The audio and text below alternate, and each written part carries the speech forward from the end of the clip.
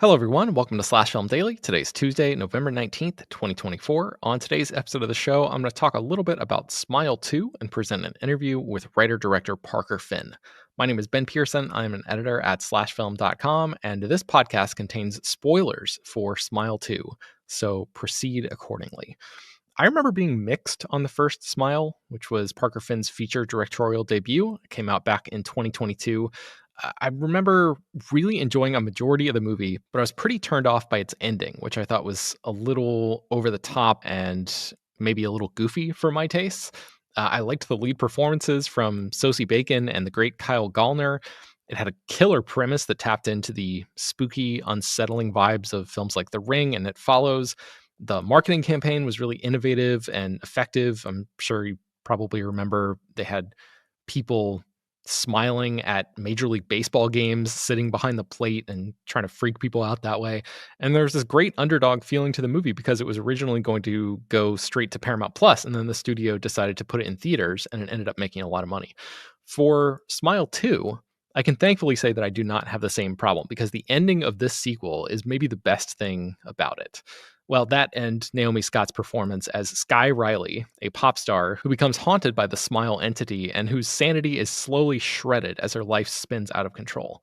Naomi Scott, who I thought was one of the only decent parts of Disney's live action Aladdin remake, is absolutely put through the ringer in this film, and she gives a tremendously physical performance that feels believable and real and honest and heartbreaking, especially in the scenes where the entity basically tricks Sky into doing things that she would never otherwise do. There's a scene where she's delivering a speech at a fancy party and the teleprompter leads her astray that features just a remarkable spiral of acting as things go from awkward to almost comically terrible. Really, really effective stuff. The scares are all really well crafted in this film. The set pieces are very well executed, especially a terrific long take involving Kyle Gallner's character that opens the movie and kind of sets the tone for the action to come. And then the ending, which again, spoiler alert, features Sky Riley killing herself on stage and effectively spreading the Smile entity to not just one person like we've seen before, but potentially thousands of concert goers, is the type of oh shit moment that sent me just buzzing out of the theater. So to mark Smile 2's digital release, which happens to be today, I had a chance to catch up with writer-director Parker Finn to talk about that ending, making the movie, working with Naomi Scott, and more. Let's take a break, and then we'll get back into my interview with Parker Finn. Hey, Parker, how are you? I'm good, Ben. How are you? I'm great. Congratulations on Smile 2. So I want to ask, after the success of the first movie, when was it clear to you that you would have more resources this time around?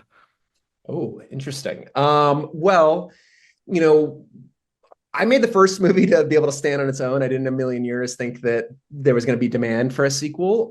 But after the release, when the opportunity arose and the studio came to me and said, "Hey, would you be interested in making a sequel?" I knew that if I was going to come back to it, I wanted to do something unique and take a big swing. And so, I went away and I came back in and I pitched this sequel, this story of Sky Riley to the studio, thinking in the back of my brain, like, there's a real chance they say no to this because it's such a wild, crazy swing. And they said yes. And so you know, I think there was an understanding that, hey, this inherently needs to be a larger film than the first, but not bigger just for the sake of bigger. I think sometimes sequels make that mistake. I wanted it to feel organically bigger and really feel true to the world of the character. And yeah, it was very. I mean, we had a larger budget, but it definitely, there's so much more movie and so much more to do. So it was still very much, fitting a 10-gallon movie into a 5-gallon bucket. Okay. So you knew when you were writing the script that you would maybe have more resources to work with. You knew at that point you could expand the scope a little bit.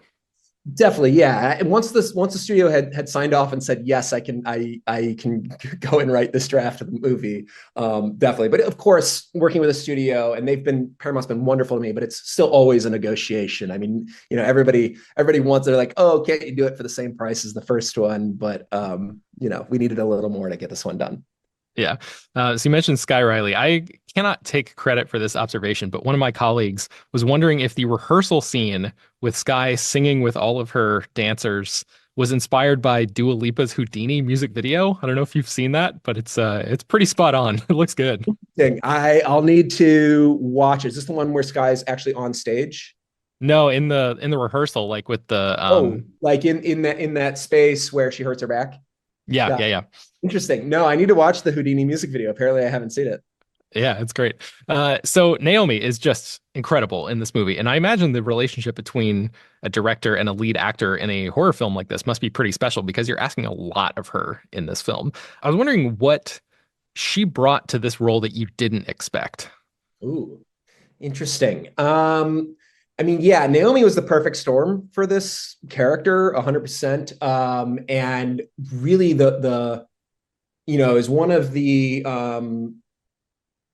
like the creative partnership has been one of the highlights of my career thus far. Getting to work together, it's. I mean, and as far as what I didn't expect, I mean, Naomi obviously has this incredible gravitas to her, and I mean she's so talented as an actor, and I was so excited to get to show a side of her that people haven't seen before on screen. And like obviously she sings, she dances, these are those things. I think I was blown away by this X factor that she has, where when she would go into Sky, you just like immediately believe that she is a pop star. Like there's something about her that is hard to put your thumb on, where you're like, I understand that this person would be a mega famous celebrity in this world. But one of the things that really surprised me was Naomi has a wonderful sense of humor and really understood the funny moments and could play them without playing at them. And, like constantly she really understood how to make things funny. And I loved that about her so much. I'd also say that like one of the surprising things that we discovered that I asked her if it was okay to lean into, and she said yes, was, you know, Naomi produces an incredible amount of snot, and we decided that we were gonna like play that for the character, and so like all that snot and everything you see in the movie, that's all Naomi, and I love how gross and unsettling that is. So these movies deal with some pretty serious subject matter, but there's also something a little silly about the primary imagery of people smiling menacingly at a character. And as a director, how do you go about making sure that the movie never tips so far that the audience starts focusing on that kind of silliness? Do you just like make sure that the smiles are always creepy enough? Like, do you have a secret to keeping that balance right? Well, I think that, the people's mileage will vary with the smiles, no question. Some people it's incredibly effective for. Other people, that's the least scary part of the movie for them, and I totally get that. I think for me, I love my horror to be infused with absurdism as well. And I think, and it's not just the smiles; it's also how a lot of the scenes unfold. And I love if I can be operating in a lane where an audience is so tense, but also like sort of nervously laughing. I love that. I really want to play at that because it gets such a visceral reaction from you. But then I always want to make sure that the scares genuinely hit, regardless. I think that a lot of people can try to cross their arms, whatever, but like those are the people I'm trying to scare. And that the themes, like you said, they're very heavy. But I always want to play the emotional truth of stuff. And I think that's really important. That's what's sort of carrying us across the film, is sort of putting you in this character's shoes, in their subjectivity, and really what's happening to the character. I want the movie to do that to the audience, And so, yes, the smiles can be silly and funny and whatever, but the character's journey and like sort of the harrowing circumstances and the very visceral scares. It's about making sure that those hit, and it's almost that juxtaposition between the silliness and sort of the much more serious stuff that almost throws your brain off and hopefully freaks you out even more. Yeah, definitely. So I'm going to put a spoiler warning on this so we can talk about specifics, but I really wanted to dig into the ending of this movie with you because in terms of reactions, I've seen nothing but just pure excitement about the way that you executed that final concert scene and the implications that it has for this franchise potentially moving forward. Was that always the ending that you had in mind? Yes. So Okay. when I sit down to write, I don't start writing the script until I know the ending. And it was the same deal on the first one. I always knew that Rose was going to die and that Sky was going to die as well. And for me, it felt like the inevitable place that we would take Sky's story, and that it didn't matter if that thought occurred to people because the journey of how we get there is going to be surprising and effective. And the execution of that ending was hopefully going to blow out whatever anybody might have had in their mind to get there. And so, for me, it felt like I wanted to blur the lines between reality and fiction with this character of Sky, but also to sort of have this meta commentary at the end about, not only the audience sort of like staring through the screen at the audience in the movie theater, the audience that's in the arena, this idea that are we somehow complicit in what's happened here by coming back for a smile too? Have we done this to Sky, which feels very apropos to celebrity and fandom and parasocial relationships. And at the same time, on the other side of the coin, this idea of celebrities and people with platforms and their influence over large swaths of people. And it felt so deliciously smile to sort of say, like, well, this influence, this person who's literally on stage, literally on a platform, and what she is, spreading into the world, that felt very sort of exciting to me. Yeah, definitely. So I'm guessing you probably can't talk very much about what you would like to do with this moving forward, but would you like to do something with it moving forward? I don't think there's been any announcements about a potential Smile 3 yet, but is that a world that you are interested creatively in sticking around for a while? Do you have like stories that you think could work in that universe still?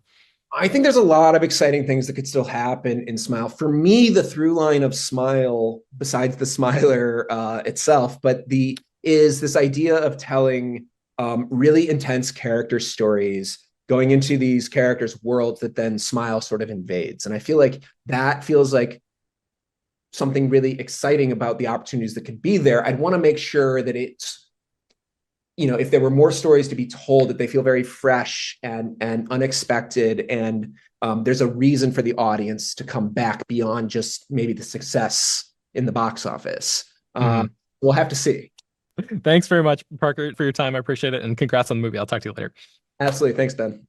All right. I hope you all enjoyed that conversation. Smile 2 is now available on digital and it'll be coming to 4K, Blu ray, and DVD on January 21st, 2025. You can find more about Smile 2 at slashfilm.com. I will link to a few pieces in the show notes of this episode as well. Slash Film Daily is published every weekday, bringing the most exciting news from the world of movies and TV, as well as deeper dives into the great features you can find on the site. You can subscribe to the show on Apple, Overcast, Spotify, wherever you get your podcasts. Send your feedback, questions, comments, concerns, and mailbag topics to us at bpearson@slashfilm.com. Make sure to leave your name and general geographic location in case we mention your email on the air. Don't forget to take a minute to rate and review the show on Apple Podcasts or Spotify. That really helps out a lot. Tell your friends about the show any way you can. Thanks so much for listening, and we'll talk to you